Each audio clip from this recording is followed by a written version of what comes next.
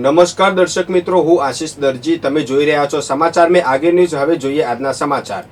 મહેસાણા શહેરના Reliance mall નજીકના માર્ગ પર એક ગમખ્વાર અકસ્માત સર્જાયો હતો.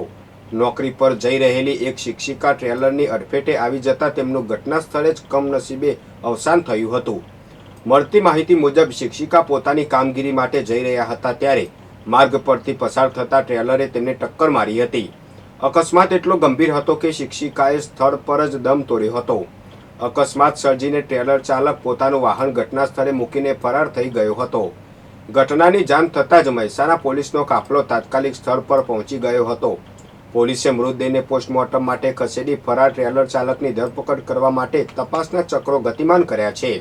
આ દુઃખદ ઘટનાને પગલે આસપાસના વિસ્તારમાં શોકની લાગણી ફેલાઈ ગઈ છે. મહેસાણા સર્કિટ હાઉસ ખાતે જિલ્લા પ્રભારી મંત્રી પ્રવીણ માળીની અધ્યક્ષતામાં ભારતીય જનતા પાર્ટીની મહત્વપૂર્ણ સંકલન બેઠક યોજાઈ હતી. આ બેઠકમાં સ્થાનિક સાંસદ, ધારાસભ્યો અને પક્ષના વરિષ્ઠ હોદ્દેદારો ઉપસ્થિત રહ્યા હતા.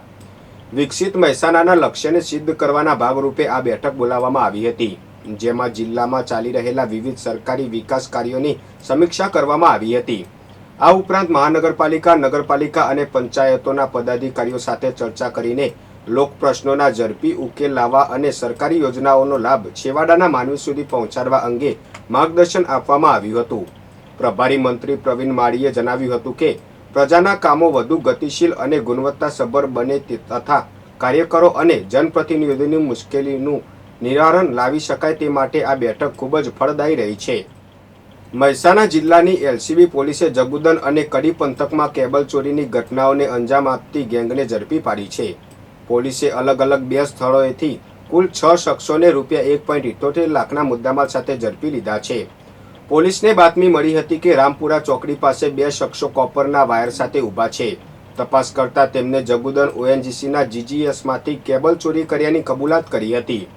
આ ઉપરાંત કડીના ચારોલ નારાયણપુરા રોડ પરથી એક કેબલ ચોરી કરતા અન્ય 4 શખ્સોને એલસીબીએ પકડી પાડ્યા હતા. પોલીસે બંને ઘટનામાં સંડોવાયેલા કુલ 6 આરોપીઓની ધરપકડ કરી તેમની પાસેથી ચોરીમાં ગયેલો ₹1.78 લાખનો કેબલનો જથ્થો કબજે કર્યો છે. હાલ પોલીસે તમામ આરોપીઓ સામે ગુનો નોંધીને કાયદેસરની કાર્યવાહી હાથ ધરી છે. મહેસાણા શહેરમાં નંબર પ્લેટ વગરના બાઇક સાથે શંકાસ્પદ હાલતમાં બેઠેલા એક યુવકને મહેસાણા એલસીબીની ટીમે ઝડપી પાડ્યો છે. તપાસમાં આ યુવક અનેક ગુનાઓમાં સંડોવાયેલો હોવાનું અને ડ્રગ્સના કેસમાં છેલ્લા 10 મહિનાથી વોન્ટેડ હોવાનું સામે આવ્યું છે. એલસીબીની ટીમને બાતમી મળી હતી કે પરા ટાવર પાસે એક યુવક શંકાસ્પદ બાઇક સાથે બેઠો છે. પોલીસે સ્થળ પર જઈને હિંમતનગરના પરબડા ગામના શકીલ ખાન શેખની અટકાયત કરી હતી. કડક પૂછપરછમાં તેને પોતાના મિત્ર સાથે મળીને મહેસાણા અને પાટણ જિલ્લામાંથી 5 સ્પ્લેન્ડર બાઇક ચોરી કર્યાની કબૂલાત કરી હતી. આરોપી પાસેથી પોલીસે કુલ ₹2.23 લાખની કિંમતની 5 બાઇકો કબજે કરી છે.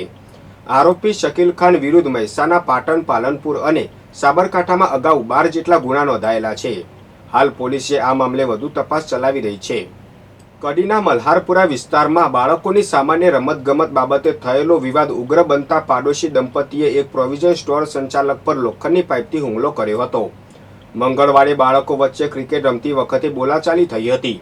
ત્યારબાદ ગુરુવારે સાંજે પાડોશી વસીમ જાન મોહમ્મદ કલાલ હાથમાં લોખંડની પાઇપ લઈને આવ્યો હતો અને વિષ્ણુભાઈ પ્રજાપતિ પર હુમલો કરી દીધો હતો. હુમલાખોરે વિષ્ણુભાઈના માથામાં અને હાથ પર આડેધડ ઘા માર્યા હતા, જેમાં તેમને ગંભીર ઈજાઓ પહોંચી હતી. ઘટનામાં ગંભીર રીતે ઘવાયેલા વિષ્ણુભાઈને સારવાર માટે હોસ્પિટલ ખસેડવામાં આવ્યા હતા, જ્યાં તેમના માથામાં ટાંકા આવ્યા છે અને આંગળીમાં ફ્રેક્ચર થયું છે. ઈજાગ્રસ્તની ફરિયાદના આધારે કડી પોલીસે વસીમ કલાલ અને તેની પત્ની કાયનાત બાનુ વિરુદ્ધ ગુનો નોંધી વધુ તપાસ હાથ ધરી છે. વિસ્તારમાં શાંતિ જળવાઈ રહે તે માટે પોલીસ બંદોબસ્ત પણ ગોઠવી દેવામાં આવ્યો છે. વિજાપુર પોલીસે એક હિટ એન્ડ રન અકસ્માતના કેસને ગંભીરતાથી લઈ તપાસ કરતા તે સુનિયોજિત હત્યાનું કાવતરું હોવાનું બહાર આવ્યું છે. પોલીસે મુખ્ય આરોપી વિમલ પટેલ સહિત મૃતકની પત્ની રીટાબેન અને પુત્રી શ્રદ્ધાબેનની ધરપકડ કરી છે.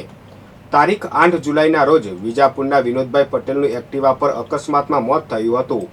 પોલીસ તપાસમાં સામે આવ્યું કે આ અકસ્માત નહીં પણ હત્યા હતી. આરોપી વિમલ પટેલે પોતાની કાર વડે જાણી જોઈને વિનોદભાઈને ટક્કર મારી હતી. મૃતક વિનોદભાઈ તેમની પત્ની પર શંકા રાખી અવારનવાર મારઝૂડ કરતા હતા. આ બાબતથી કંટાળીને પત્ની રીટાબેન અને પુત્રી શ્રદ્ધાબેને વિનોદભાઈને રસ્તામાંથી હટાવવાનું નક્કી કર્યું હતું.